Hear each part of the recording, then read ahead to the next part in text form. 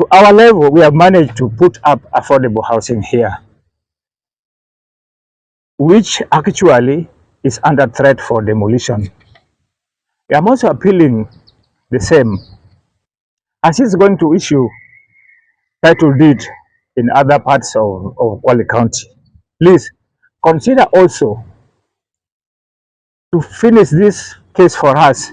As tunasketi hapa leo, sisi tunajua tuko hapa kihalali kwa sababu serikali ilituidhinisha, of course through the titles ilituambia tukae hapa na tumekaa.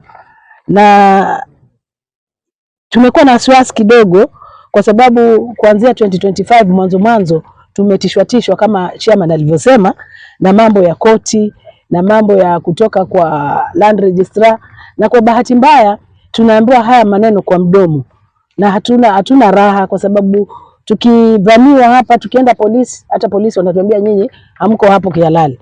Sisi at the end of the day government ilitupatia hizi title na watu wakauziana.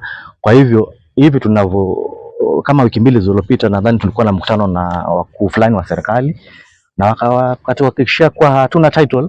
Kwa hivyo sasa watu wako hapa wajua wajenge, hawajui wavunje, wajua waende mbele. Mtu umeanza gorofa yako imepaka katikati umeiacha.